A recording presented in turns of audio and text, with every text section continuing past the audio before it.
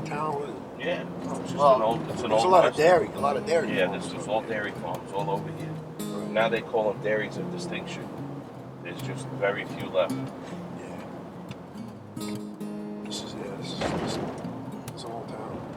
Yeah, but you know they have even they got Fishes Eddie, Long Eddie. Were they all related? No, Must have it's been. all from the rivers. The Eddie boys. The stream. Oh. You're fucking crazy. That's, Who's Long they Eddie? call the stream an eddy. All right. There's a long eddy, There's a Fishes fast Eddie. running eddy. There's Fishes Eddie, Long Eddie.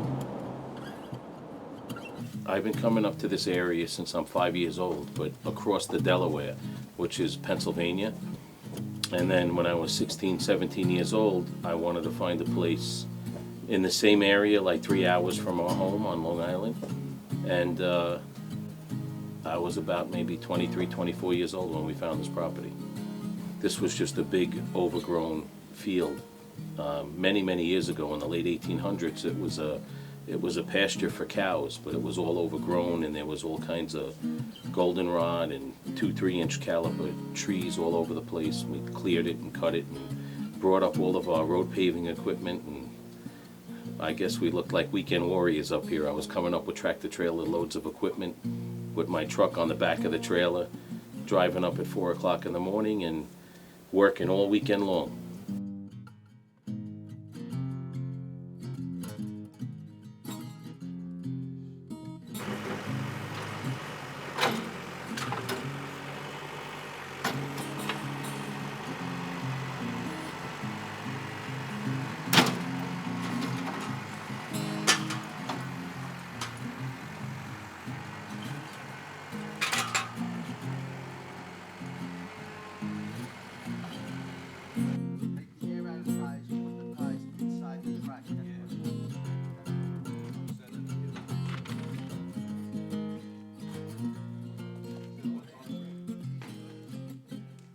I've been coming up here 23 years.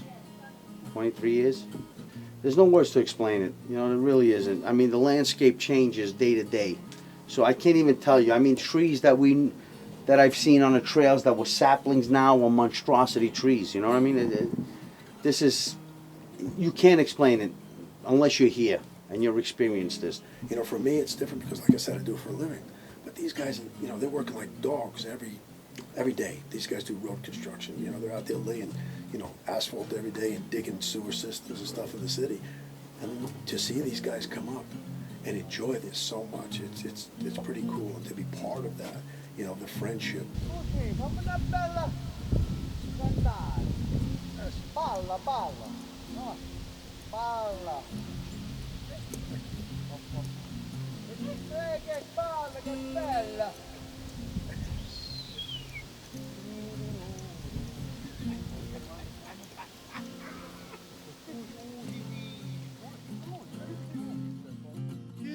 Kiss me sweet. Che bella voce. Innamorata. Canta ancora. So you hold me close and say you're mine. Ancora, canta, cornuto. Canta, cornuto. Canta. This is what we ask for every weekend. It's all we ask. Have good weather so we can ride and do what we want and be free. We did tremendous amount of work here. I can't even explain it. It's just regular farm work, you know. We come from the city. We're dealing with concrete and asphalt. And then we come up here and we're dealing with hay, fill, cleaning up manure. What don't we do? We do everything a farmer that has to do, but we do it all in a weekend. Plus getting in our riding and enjoying each other's company. 1 minute we're killing each other, shooting each other, we hate each other, we love each other, but we get along. It's like a family. That's all it's about here, is being a family. At Enzo and Anthony are always at each other, you know. It's always fun, even when they're doing that. They're screaming at each other, you know, cussing at each other, you know, calling each other fat boy and all that stuff. And I need to go get a drink because I can't fucking stand being around somebody. Out of your mind. Chronic bitch. Chronic.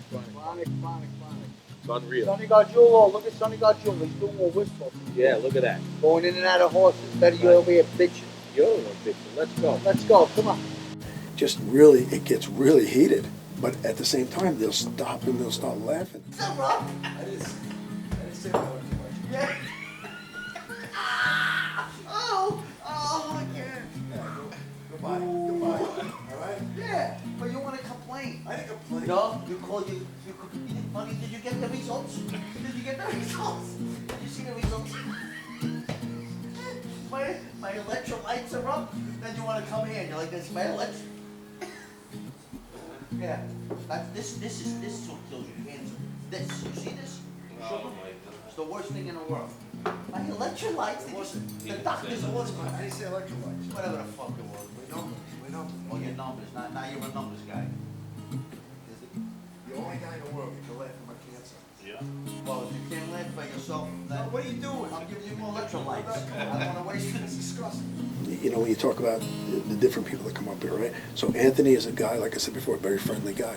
You know, he's a guy who take the shirt off his back for anyone. He doesn't have to know you. Sometimes we yell at him like, Anthony, that's enough with this. You know, you're crazy. This guy's taking advantage of you. But that's his personality. He's a workaholic, and he just likes to help people. Enzo's a different character. You know, Enzo, you know, he's probably one of the toughest guys I've ever met. And I grew up with a lot of tough guys in Brooklyn. He's probably one of the toughest guys I've ever met. He's might be, you know, you spend 10 minutes with him, you might say to yourself, this guy's, what a jerk this guy is, biggest jerk in the world. But at the end of the day, I'm going to tell you right now, I've had no better friend, him and Anthony. When I had cancer, I was diagnosed last year with cancer. Enzo called me every day. How you feeling today? Hey, Cousine, how you feeling? How you doing? You know, you need anything. I have friends for 30 years that don't do that. Get this fucking Australian jerk off hook. It's not Australian. Yeah, I know. Yeah, go ahead, you do it. You do it. Go ahead. Yeah, genius. Yeah, because I fucking banged it up. That's one of my Clinton Anderson books. Yeah. I've been around horses 24 years, literally my whole life. This little farm was built when I was like 3 months old. This ranch changed a lot since I was younger. I mean, we used to have at most 3 head of horse. We'd have 2 full-growns and a pony for someone. Now we have, what, 4 horses for ourselves, 4 or 5. Then we got the guy Enzo's horse up full-time, and just now we always have at least 5 to 7 horses around. I mean, I ride horses every day. You know, I ride 4 or 5 horses a day. So for me, now it's a job. And I never thought I could enjoy it again like I used to. It's so much nicer now. I can come up here and get back to my roots. You know, I have fun doing it now. Before it was work. And now it's, for me, it's like, it's relaxing, it's therapy. You know, so the things that I couldn't do back home, I get to do here. And that's always good.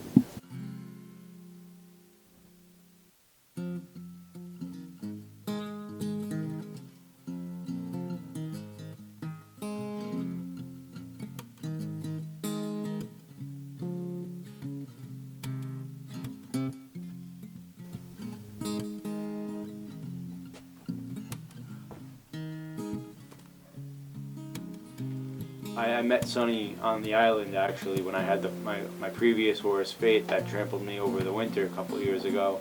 And he started off as my trainer, and we just became really close friends over time. We both went through some dark times, and it only made our friendship as a group a lot stronger. It's got to be down. Drop down, sink down, hands down, and just grab the man and just go with her. Gotcha. I was an outsider, and I came in and I would laugh, man. These guys would just have me on the floor just from their arguing. I was like, I got to do this, man. I got to come up here. This is fun.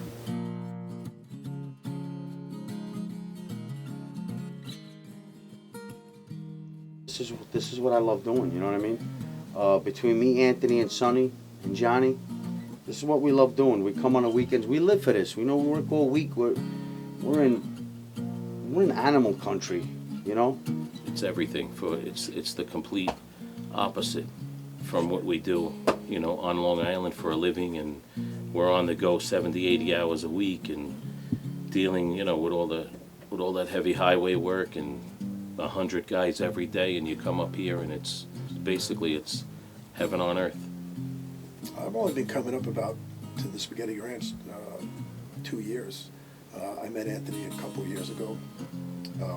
He had an issue with the horse's feet. I started helping him. I trimmed up his horse's feet.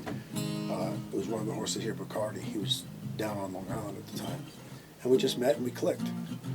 We just got crazy into the horses, you know. We started really getting into the natural horsemanship, and that's where our friend Sonny came in, because he's like a world-renowned natural horseman. He's an amazing, amazing guy, and we just meshed.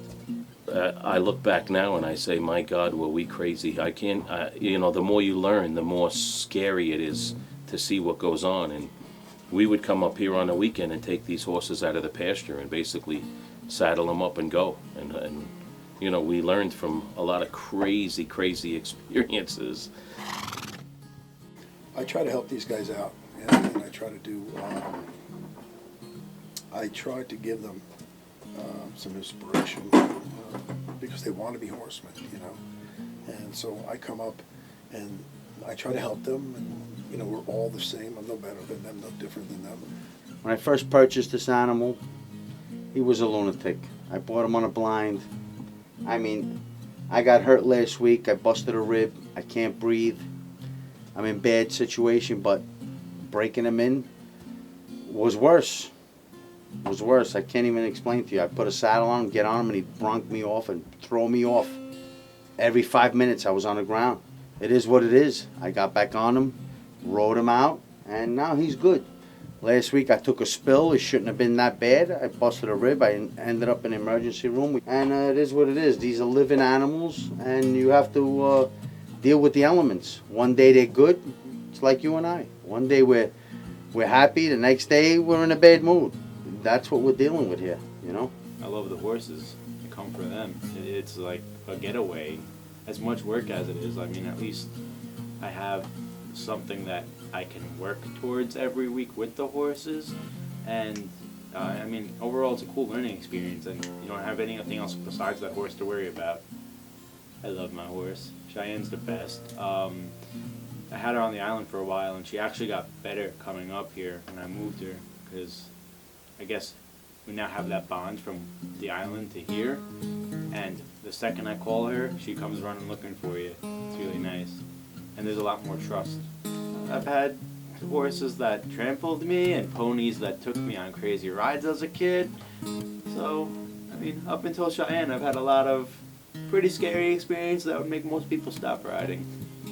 We made some incredible horses here. I mean, we're so limited on time on the weekend that after working the way we do all week, we brought light towers up that we light up the highway with when we're doing road work, and we light up the field, and we get every minute we possibly can. We work on them till 12, 1 o'clock in the morning. Then we get up at the crack of dawn and we're out riding all weekend long.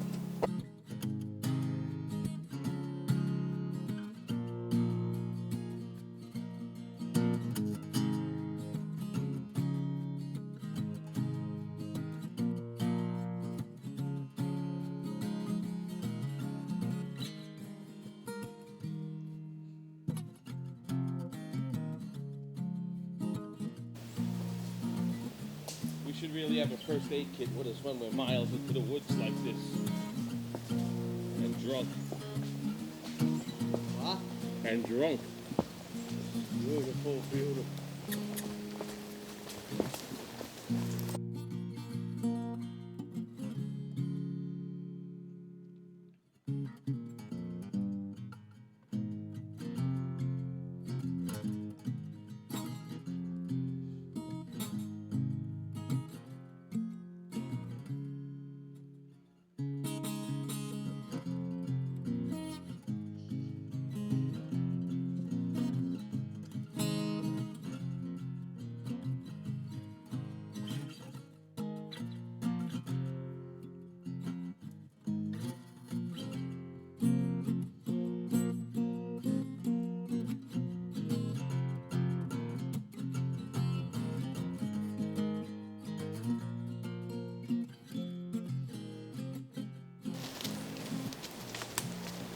Hey guys, I think I found Jimmy Hoffa. Oh, Look. Oh, you're not supposed to say nothing. What are you, a rat? You can't fucking give this. You See can't the give this boot? location up. They trusted me with this whole fucking location. Oh my God. Keep moving. Keep moving. We don't know nothing. It's a hillbilly. They're buried them upside down. That's a fucking hillbilly. Come on, let's go. Enzo. They didn't dig the hole Enzo. deep enough. Enzo probably measured. That's not Hoffa. That's St. Anthony. They buried them upside down. Somebody's selling a house over here somewhere.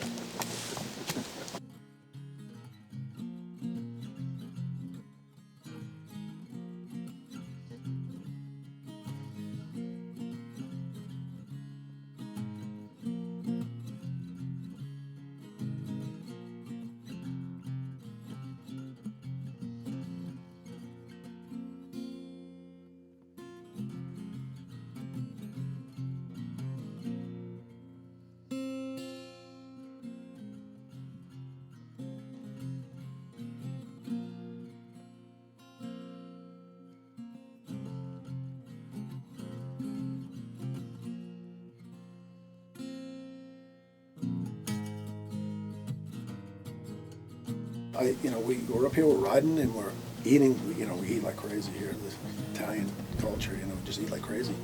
I always gain weight when I get home. I look at the scale, and I'm like, oh my God, what do we do?